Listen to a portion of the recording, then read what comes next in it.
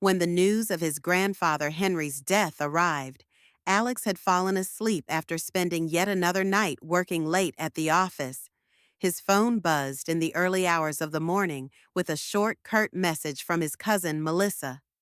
"Grandpa's gone. Funeral on Saturday. We'll contest the will among family afterward." That was it. No condolence, no invitation. It felt as though it was official. He was being cut out. Alex stared at the screen. The light hurt his eyes, but what really stung was the coldness of those words. He'd known for years that his family had always treated him like an outsider, but his relationship with Henry had been different. The only person who had ever supported him while he was in engineering school, who bought him his first computer, who spent hours building model airplanes with him when he was a kid. Henry had always stood by his side. Everyone else seemed to expect him to fail, but Henry had always believed in him. Yet they hadn't spoken in 4 years. Family arguments, accusations that Alex was not good enough, his stubborn insistence on standing on his own 2 feet, all of those things had slowly driven a wedge between him and Henry. Still, being left out of a will contest felt like the final cut. His mother had died many years ago. His father, Henry's younger son, had spiraled into alcoholism and was killed in a drunk driving accident. Henry had been the one tie that bound Alex to the rest of his past, and now they were gathering to discuss what Henry left behind. Without him, he checked his email. No official invitation, no notice from the law firm. Of course not.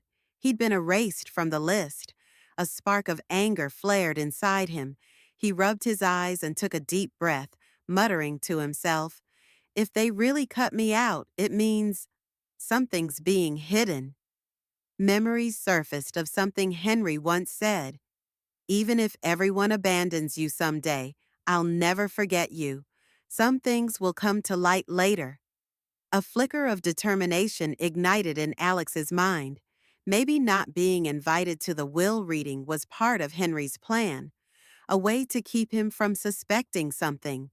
Just like always, Henry might be a few moves ahead, and Alex resolved to uncover whatever it was that his family was hiding. After the funeral, Henry's house swelled with people. Relatives, friends, former colleagues, each dressed in black, heads bowed, pretending to mourn. But Alex felt their curious, cold stares as soon as he arrived. Melissa didn't even seem to notice him, as if his presence was a mistake. His Aunt Nora merely nodded in greeting, as though seeing him was a kind of error. His thoughts, however, were fixed on one place, Henry's room, the locked room on the top floor, untouched for years. When Alex was a child, he could only enter there with Henry's permission. It was like a time capsule, old maps, antique books, photographs of his father as a boy, records of the conversations he'd had with his grandfather. That room, where ideas had blossomed between them, was now silent and locked. While everyone milled about in the yard, Alex slipped away and climbed the carpeted stairs as quietly as he could. When he reached the top, he hesitated for a few seconds in front of the door. The surface was layered in dust, but the doorknob was shiny around the fingerprints, as though someone had been especially careful in touching it last. He tried the handle. Locked, naturally. He murmured to himself. He pulled out a thin wire from his pocket. Old habits die hard. After a couple of failed attempts, he heard the satisfying click of the lock opening, and he slipped inside. The air was heavy, stale. The windows were shut, but slits of sunlight strained through the curtains, cutting faint lines across the floor. Everything looked just as he remembered. Dusty books lining the shelves, an old photograph of Henry from his youth hanging on the wall, and on the desk a painting draped in cloth. But something was missing. Documents. He tore through the drawers. Empty. The shelves were orderly but bare of any notes or letters. Even the desk drawer had been wiped clean, as if someone had systematically removed every trace. But why? His eyes swept across the room until they landed on the large bookcase behind which Henry had once hidden things. It was still in place. On the shelf, just behind the desk lamp, sat a dog-eared copy of The Count of Monte Cristo, Henry's favorite. Alex opened it instinctively. The pages were blank, but inside the front cover, something had been carved into the paper with a fingernail, faint and scratched. They don't know everything is hidden. Had they failed to realize that everything was hidden? Alex's heart pounded. This room was more than a shrine to the past. It was a road map. Could Henry have left hidden clues here? But if someone had taken the documents, they probably closed this lock themselves. And if Henry had really never forgotten him, he would have known Alex would find these clues. Before leaving, Alex turned one last time. "You've erased me from the family," he whispered to the room. "But this is still mine." Back downstairs, the crowd had begun to disperse. Gossip had replaced mourning around the garden. Relatives whispered about Henry's company shares, his investment accounts, the summer house out of town, each calculating their own piece of the estate. Alex, however, moved quietly through the hallway. When he reached the staircase, a trembling voice called to him, "Mr. Alex?" The voice was almost a whisper. He turned to see an elderly woman peeking out from a small servant's room under the stairs. He recognized her immediately as Margaret, Henry's longtime housekeeper. Most people considered her frail and silent, but as a child, Alex had thought of her as Henry's right-hand person, quiet but observant. Her eyes glistened as she motioned for him to come in. "Come inside. No one must see." She closed the door behind them. The tiny room was sparsely furnished, old photographs on the walls, a few dusty medicine bottles on the shelves. Margaret stared at him with red-rimmed eyes. "After your father died, Mr. Henry changed, but he never forgot you. He always said you were different from the rest." Alex's voice trembled. "Why did they cut me out, Margaret? Was it because I distanced myself, or—" Margaret shook her head. "That woman, Nora, and her siblings, they surrounded Henry, isolated him. They kept you away, but he always tried to protect you, especially in these last months." Alex squinted. "What happened in the last months?" With trembling hands, Margaret pulled out a small metal box from under her bed. "He gave me this. Only give it to Alex when he truly needs to see it," he said. Inside was a yellowed envelope and a small USB stick. The envelope contained just one sentence. "If they erase my name from this house, then he must see it," Margaret continued. "He said there was a video recording for things outside the will. He told me he didn't trust everyone, but he trusted you." Alex cradled the USB in his palm. "I can't watch it here. If someone sees—" Margaret nodded emphatically. "Everyone here is after their share, but Henry's last words weren't about shares. They were about truths, and those truths lead to you." At that moment, footsteps echoed from upstairs. Margaret quickly steered Alex towards the window. "Go out into the back garden. There's an old laptop under the arbor. Only Henry used it. The password is Avenir 1943. Alex paused. "Why are you helping me?" Her eyes misted. "Because he treated you like a real grandson. I am the last keeper of his silence. Silence is enough now." Alex bowed his head in gratitude and slipped away. In the backyard, the chatter and clinking of wine glasses drifted outward. So many family members hiding behind their masks of mourning.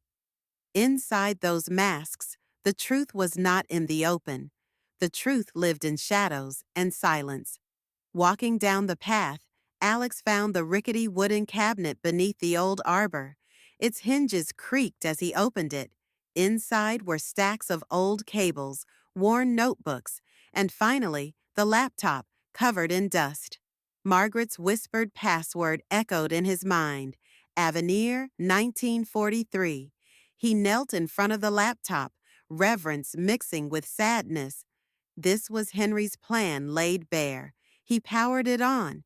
The screen flickered to life, running an operating system nearly a decade old, but still functional. The desktop was empty, except for a single folder labeled Private Do Not Open. When he entered, there was nothing. No video. A flash of panic ran through him. Where's the USB? Suddenly, he remembered another hiding place, the writing desk in Henry's old study, where the Monte Cristo book had been. Margaret had given him one USB, but there had to be another, something more concrete. Henry didn't just set up a plan, he set up a journey. He slipped inside again, avoiding the crowd in the yard, and ascended the stairs to the locked room. He picked the lock as before. Inside, his eyes immediately sought the writing desk. There had once been hidden compartments for cigars and letters. He pressed along the right-hand drawer and felt a slight give. When he pushed, a wooden panel sank inward with a soft thud, exposing a hidden cavity. Inside lay a black USB stick, its surface inscribed in silver ink with a single line, "Play if they betray." The note was brief but devastating. Henry had never fully trusted them. This USB likely contained every secret, Henry's true will, and evidence that would implicate them. Alex pressed it into his palm. He returned to the laptop under the arbor and plugged it in. Immediately, a folder appeared. Inside, a single file named final message _HH.mp4. Alex's heart thundered. He took a steadying breath, glanced around to ensure no one was watching, and clicked play. The screen stayed black for a few moments, then a cough, familiar and raspy, echoed. The camera wobbled and finally focused on Henry's face.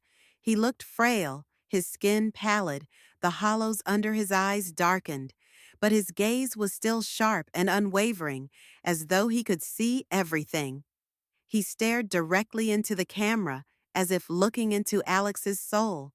"If you're watching this video," he began, his voice deliberate and steady, "it means they did not show you the truth, or they tried to hide it, and that was my greatest fear." He paused, then continued, "They spent years leaving me alone. But you, Alex, you always forged your own path. You were the only one in this family to truly do that. That is why this message is only for you." Alex sat transfixed. Henry went on, "The official will, yes. When they read it, it will list the house, bank accounts, some artwork, and cars. They can all have those. They always wanted those things. But the real inheritance is not there." He held up a document toward the camera. Deeds, partnership agreements, company transfers. Those documents were excluded from the official will. I did this because our lawyer, Harold, can no longer be trusted. Nora and Melissa have been using him for their own gain for years. But you can trust Franklin Ross. He is an old friend, and I planned everything with him. Alex jotted down, Franklin Ross. The documents and rights are held under a secure entity called the Avenir Trust, established in your name. I placed the keys in 2 locations, one behind the Monte Cristo painting, and the other with your younger cousin, Walter, at his farm inside an old watch case. Alex's eyes widened. Walter, his quiet cousin, resided out of town, largely forgotten by everyone. Henry continued, "When you find those documents, you will inherit not just property, but my vision for this town. I always believed in investing in the future. Now it is your turn to do the same." He leaned closer to the camera. "Alex, I loved you. Maybe I never said it enough, but I always fought for your future. The others think they deserve the inheritance, but you are the only one who can bear it." Tears glistened in Alex's eyes, but Henry's voice remained strong. "This is not just an inheritance. It is a responsibility. What I leave for you now is not to claim what is yours, but to reveal the truth. After a few moments, as the screen faded to black, Henry spoke one final line. If, after I am buried, they still try to bury the truth, you will be the one to open the grave. The screen went dark. Alex stared at the blank laptop display. His world had shifted. Now he had only one thought: the family cemetery. That neglected gravestone would hold the final key. The family thought Henry's estate battle was over them, but they didn't realize that the day belonged to Alex and that he had already won. Night fell, and Alex could think of only one place: the family cemetery. In Henry's video, he'd mentioned an old tombstone. There lay the ultimate secret. The house was quiet. Family members had retreated to their rooms, dreaming of the will reading tomorrow. Alex, however, could not sleep. There was no past for him here, only a future he needed to claim. He slipped out of the back door and walked along the overgrown path that led to the cemetery behind the house, a route known only to a handful of people, including him. 30 minutes later, he reached the vine-choked archway of the family plot. It looked abandoned. Ivy crawled up the stone walls, and the iron gate was rusted. Inside stood gravestones of the Harrison family for 3 generations. Alex found it easily. Walter Harrison, 1920 to 1942. Walter, Henry's older brother, who died in the war. The family never spoke of him. Henry had always referred to him as the silent guardian. Alex knelt and began to dig around the base of the gravestone with a small pocket knife. The soil was tough, but the stone shifted. With effort, he dislodged the heavy slab and uncovered a small metal box. His heart pounded as he lifted it, dust drifting into the moonlit air. He sat cross-legged and opened the rusted box with trembling hands. Inside were a few items, but each carried immense weight. A packet of documents listing him as the new sole owner of Harrison Properties, photocopies of all the company's partnership deeds, a detailed ledger enumerating bank accounts, shareholdings, and real estate assets, and most importantly, a legal power of attorney document signed by Franklin Ross, declaring Alex as the rightful heir to the Avenir Trust. At the bottom, folded in half, was a yellowed note written in Henry's shaky handwriting: I trust you. This land needs not only an owner, but a guardian. While they chase inheritance, you seek meaning. Alex's eyes filled with tears. This moment was not just a triumph. It was a reunion with the grandfather who would never let him down. He carefully closed the box and slid it back into its hiding place. Only he knew where it lay. Then he straightened, gazing up at the stars, as though speaking aloud. I'm ready. You never abandoned me, Grandpa. A gust of wind rustled the trees, whispering as if to urge him on. Reveal, do not hide. He stuffed the documents into his bag, pocketed the small metal box's key, and began the trek home beneath the faint glow of moonlight. His mind echoed with a single question: where was Legacy Bank? He had never heard of it, but Henry likely dealt with a private bank outside Maplewood. His skill in secrecy was legendary. Back at the house, dawn was breaking. He crept into his room without turning on the lights. Everyone else slept, unaware. Alex turned on his laptop and searched Legacy Bank.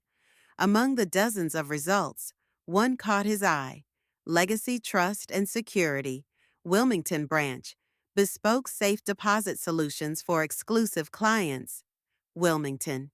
Henry had spent several years there in his youth. Alex recalled his mother once saying, Henry still has things stored there, but no one had ever taken it seriously. The details on the key finally made sense. He packed only what he needed: the bound documents, the key, and the laptop. The drive to Wilmington was 3 hours. As he drove into the early morning mist, he muttered, They started this game. Now, I make the final move.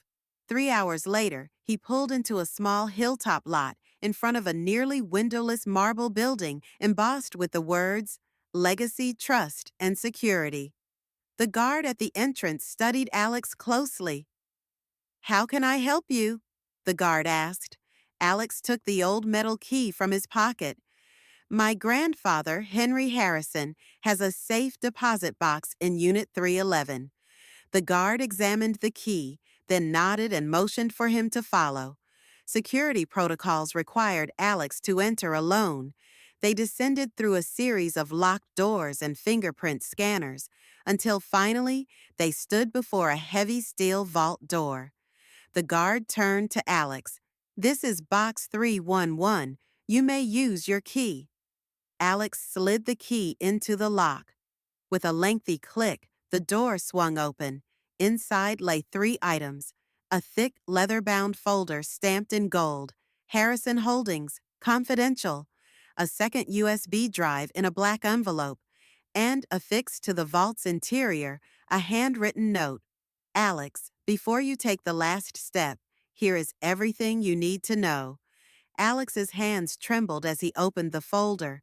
It contained titles to the Harrison Company's properties across different cities, share certificates for major investment funds, partnership agreements, and a tally showing assets worth millions. But the most astonishing document was this: all shares and controlling interests in the downtown Maplewood development project were transferred to Alexander J. Harrison. Alex's eyes widened. The most coveted parcel of land in the region was already legally his. Henry had secretly transferred every last piece to him, independently of the will or any family dispute. He connected the second USB to a secure terminal in the room. A video file began to play. It was Henry again, more solemn and intimate this time. "This is the final step, Alex. Remember, true power isn't just in legal documents. It lies in intent. I know your heart. That is why I want only you to see this video." His voice wavered. "The downtown project. They wanted to turn it into a money-making scheme, but I know you'll use it for everyone's benefit. Social housing, local businesses, parks. You dreamed it when you were 16. The screen displayed Alex's childhood drawings, hand-drawn city plans littered with little parks, community centers, schools. Henry had kept these designs for years. "The inheritance I leave you is not an empire," Henry said, "but a chain of hope. Others will try to break it, but you—" He leaned forward. "You are the final link." The video cut out, leaving Alex staring at the blank screen. This silence felt different, charged with purpose. Then the video resumed with a second file, longer and more personal. Henry sat in his old office, adjusting his glasses, his expression pensive but firm. "This video is only for you, Alex," he began. "Some truths need to be heard, especially by someone inside the family." He drew in a breath. "My greatest mistake was trusting the wrong people. Over the years, that trust was chipped away, starting with Nora, your aunt. She always craved power within the company, but lacked vision, only the desire to control." Henry's eyes narrowed. "Then there was Melissa, my niece, who always tried to replace you. I took you to meetings and gave you a seat at the table, and she resented me for it." In a hushed tone, he continued, "One day, you discovered that they broke into my office, rummaged through my paperwork. I found out, but I stayed silent. I didn't want open warfare within the family. Instead, I gradually began hiding the real inheritance." He placed a hand on the desk, his fingers trembling slightly. "And Harold, our lawyer, I once trusted him too. But he was feeding information to Nora and Melissa. So I used Franklin Ross for my final transfers. Harold was left out." Alex felt everything clicking into place. Henry looked away, voice gentler now. "When I last spoke with you on the phone and said, 'You're not ready yet,' It was my mistake.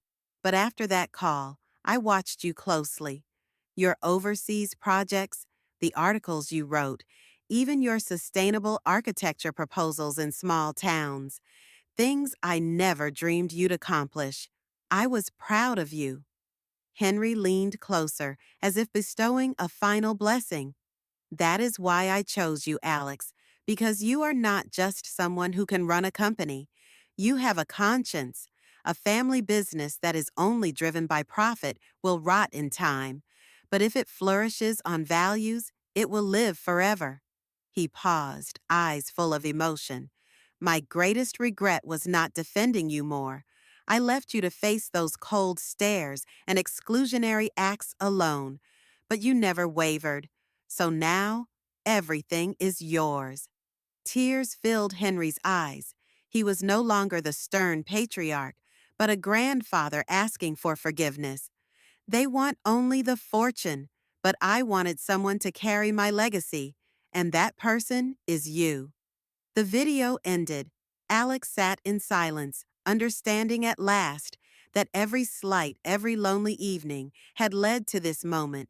It was more than an inheritance. This was a fight to resurrect the truth. The next day, Alex returned quietly to Maplewood. His absence had gone unnoticed by most, fitting since they all preferred he didn't exist. He planned to surprise them at the will reading, armed not with mercy, but with the real documents.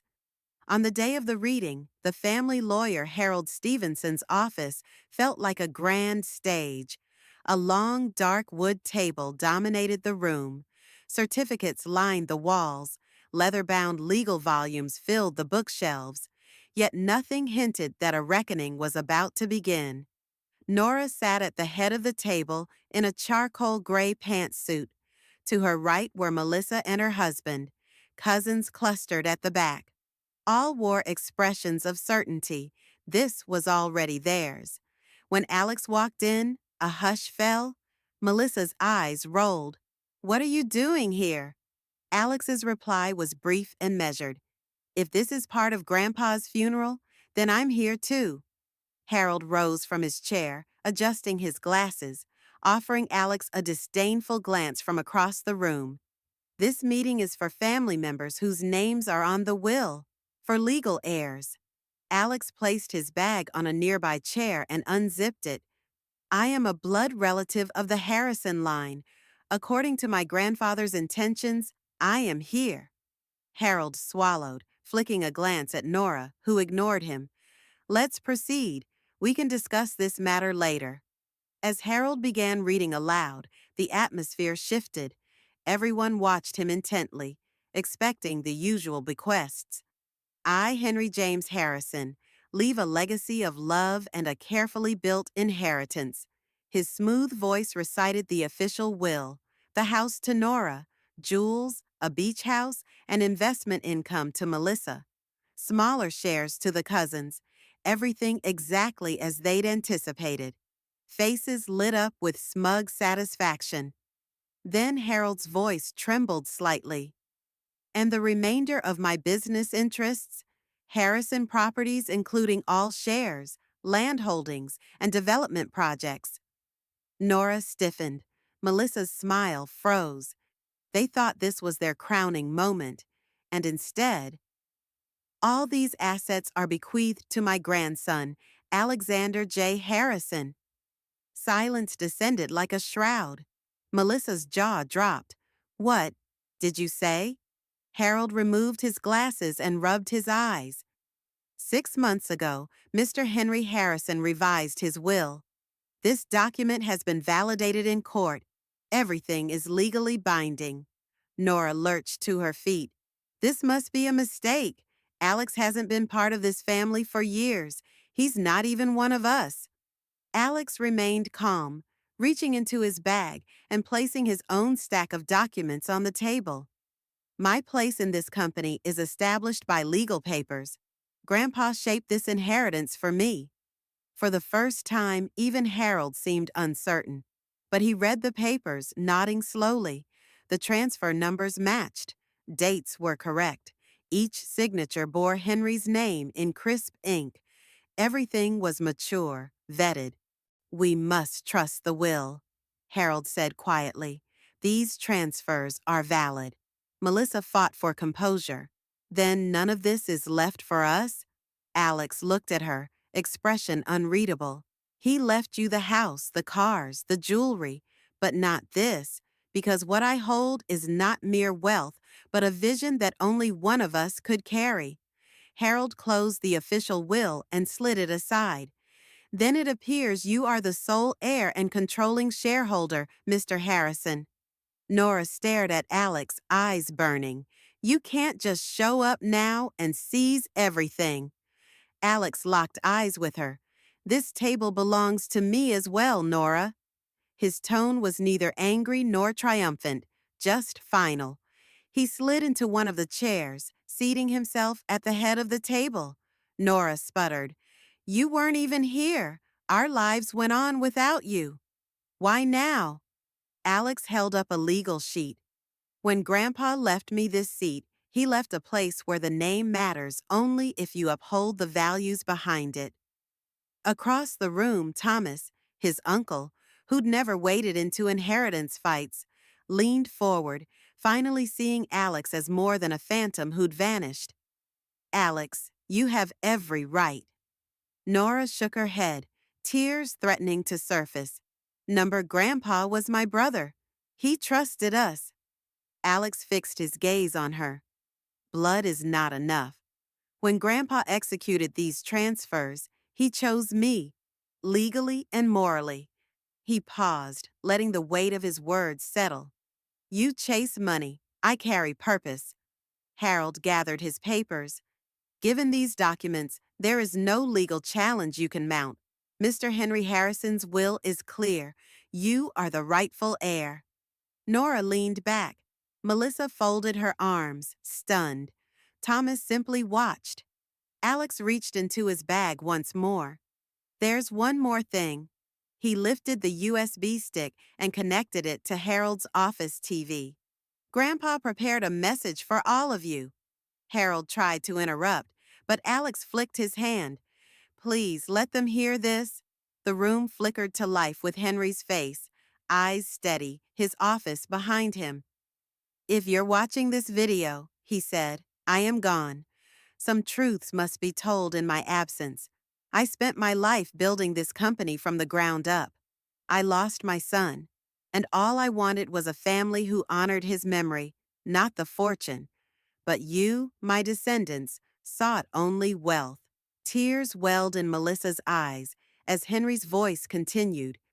"You banished Alex from this family, forgetting he was your nephew and your cousin's son. You refused to let him have a place here because you valued money and reputation above all else." His voice held disappointment, not rage. "I chose Alex because he never tried to prove himself worthy. He remained human. Your focus on riches blinded you to what matters. That is why I hid this inheritance from you." Melissa scrunched up her face. Nora's head dropped. Henry's lips formed a sad smile. "If these words shame you, good. Maybe something can still be saved. But know this, inheritance is not measured in gold, but in truths. And Alex, he alone carries those truths." The screen went dark, leaving the room suffocatingly still. Finally, Alex spoke, eyes unwavering. "I didn't bring this will here just for you to read it.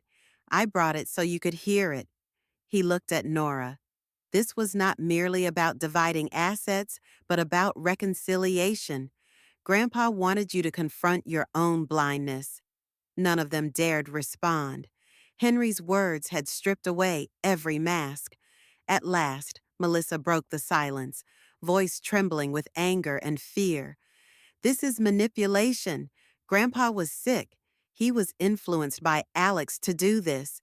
But nobody echoed her.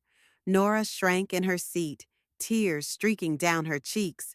The family structure she had meticulously designed collapsed in front of her. Harold dusted off his suit jacket. "This video was recorded 6 months ago, under notary and sealed. No one interfered.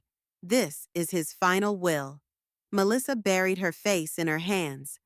Then why are we even here? Why did he leave it all to Alex? Alex's voice was calm but resolute. Because you wanted the money, not the responsibility. Grandpa wanted someone to carry his vision, and you lost sight of that. Thomas spoke up, seeking calm resolution. We don't have to destroy everything. Maybe Alex will work with us in some partnership. Alex's eyes hardened. You abandoned me when my father died. You turned your backs. So why speak of partnership now? He turned to Melissa. You kept me out of this, even as Grandpa gave me his trust. Melissa choked out a sob.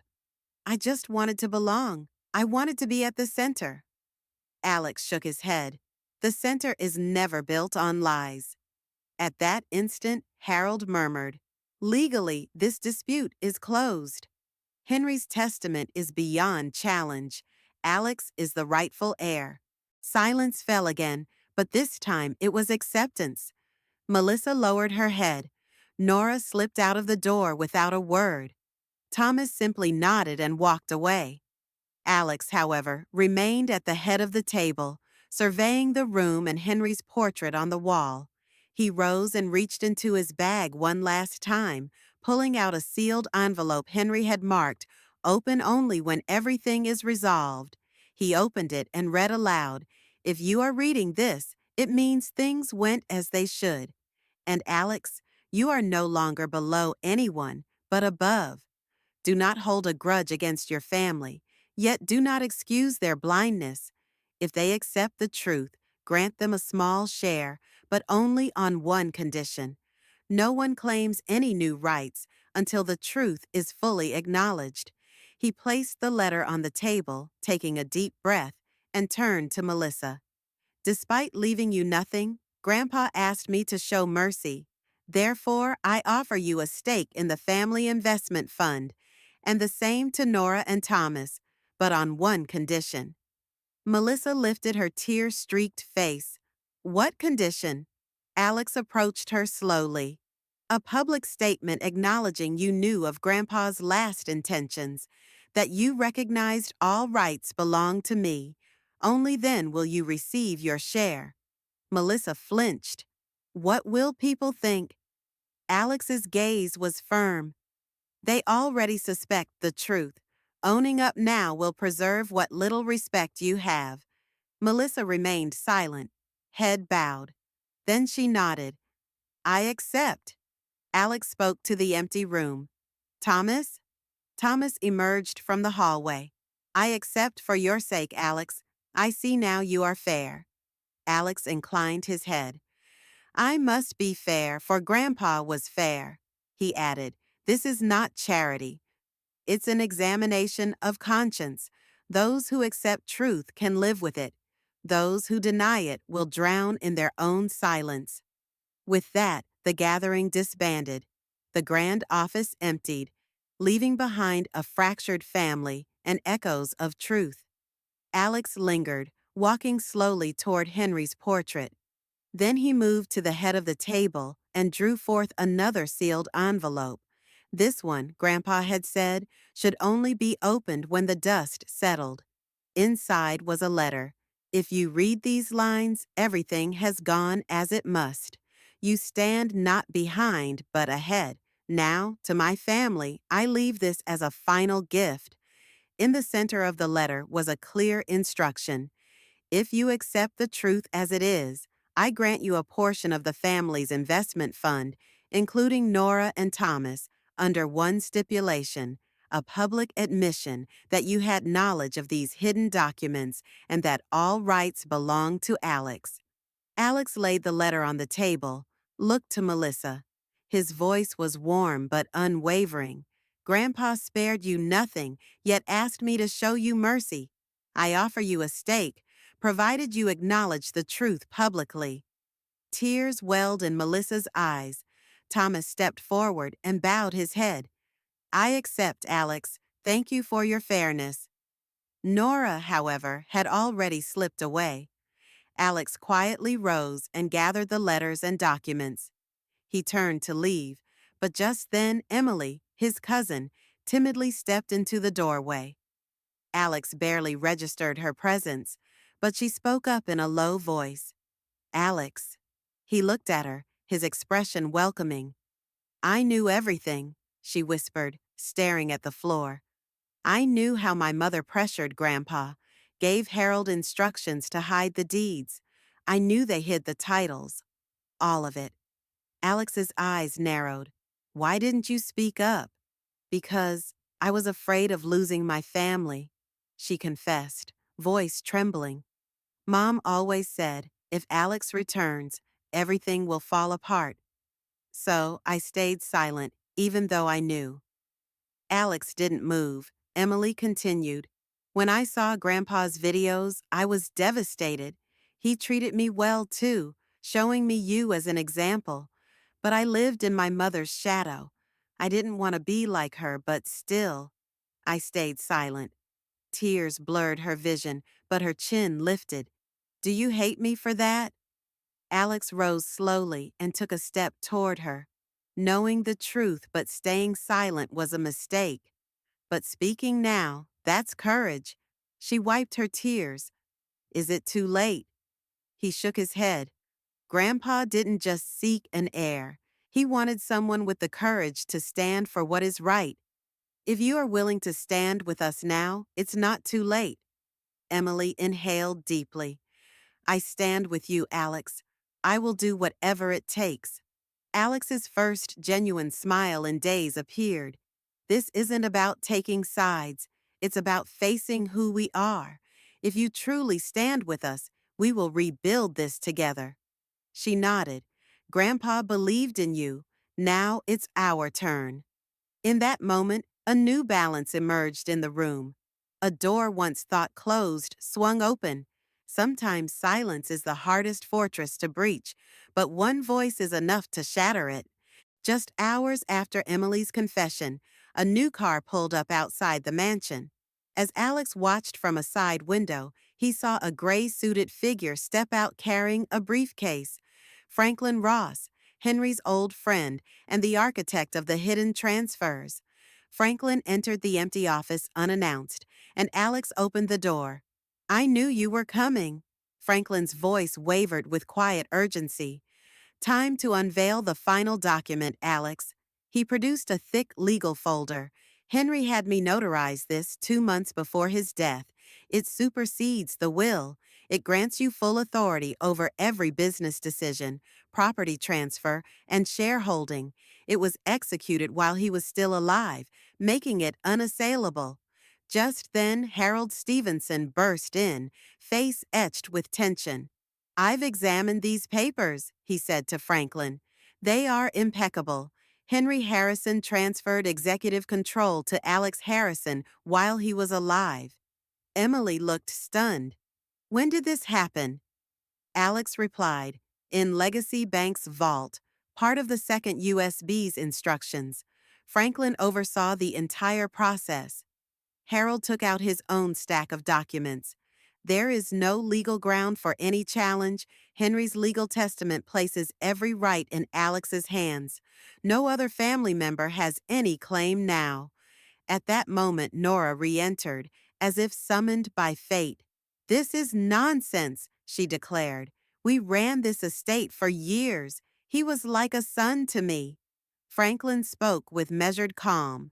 Yes, he trusted you once, but after what he saw, he withdrew his trust, and he put it in these documents, not in sentiment. Nora's voice broke. But he's still my brother. Alex fixed his gaze on her. Blood alone doesn't determine destiny. This document was his choice. He gave me not only assets, but a mission. Franklin added, legally speaking, the only living representative of the Harrison name is Alex. Emily approached Alex. Now the full picture is clear. Alex bowed his head. Yes, this is no longer a discussion. The folder hummed with finality. With that, the legal battle ended. All signatures signed away any further claim. While some family members had stayed behind to protest, Most slipped away into the corridors, defeated. Harold collected the papers with a quiet shuffle and followed them out. Melissa remained, tears glistening. Nora lingered near the doorway. Thomas watched with a solemn nod. At last, only Alex remained. He walked through the empty office toward Henry's portrait and stood before it. His reflection glimmered in the glass.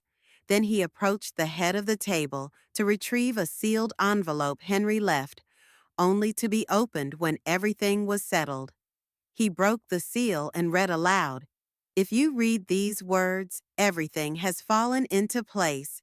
Alex, you now stand not behind, but before them. You are no longer one among them. You lead them."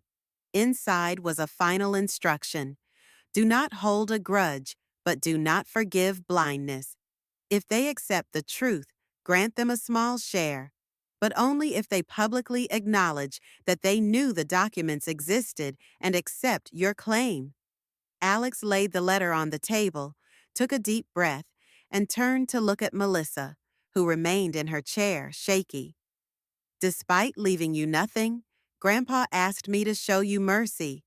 So I offer you a portion of the family investment fund, and the same to Nora and Thomas, but only on one condition. Melissa lifted her tear-streaked face. She whispered, "What condition?" Alex approached her. "Publicly acknowledge you were aware of Grandpa's hidden documents, that all rights belong to me. Then you receive your share." Melissa nodded, voice quavering. "I accept." Alex then spoke to Thomas, who had re-entered. "And you?" Thomas bowed his head. "I accept, Alex." Alex inclined his head. "Fairness is a debt we owe him. Grandpa always stood for justice." At that moment, balance shifted once more. Now forgiveness was possible, anchored in truth. No one else remained. Alex left the office with only the echoes of his grandfather's words.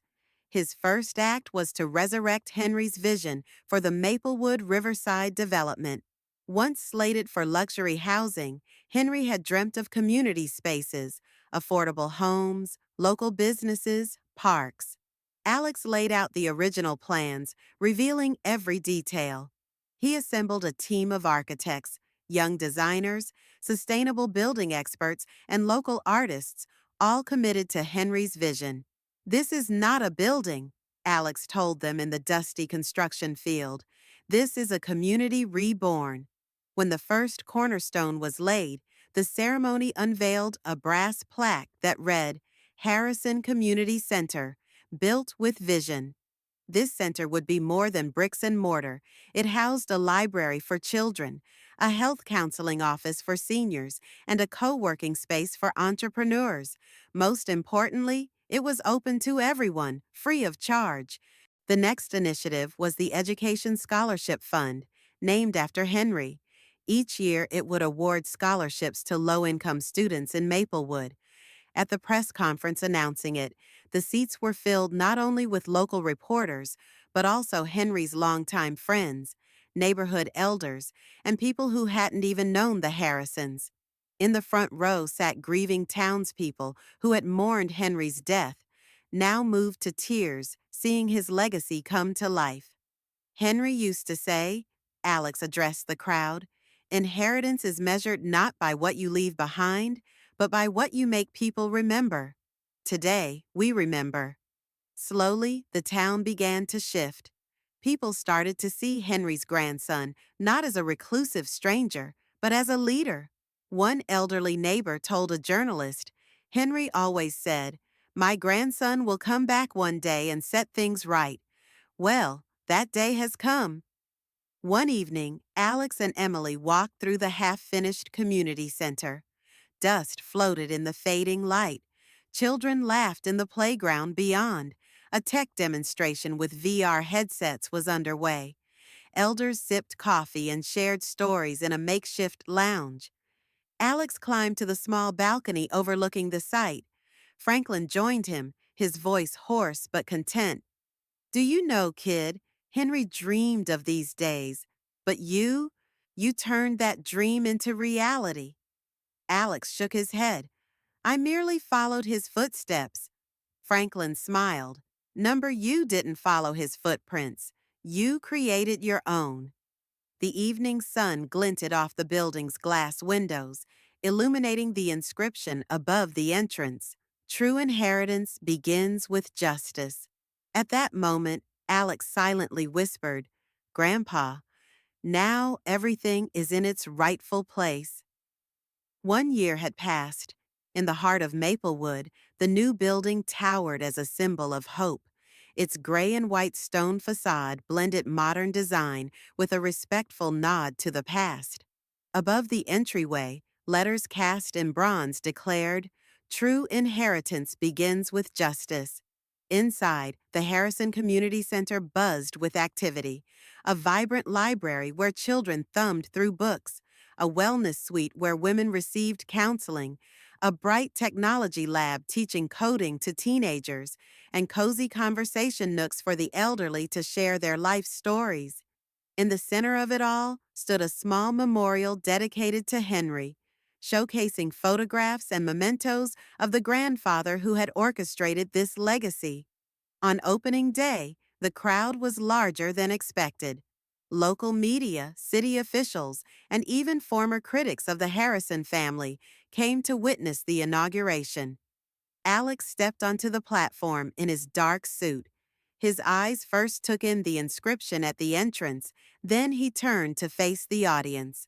1 year ago, this city had nothing that was truly mine, he began. Only a name, a shadow, and far too much silence. The crowd hushed. This was the silence of respect now, not exclusion. My grandfather, Henry Harrison, left me more than property.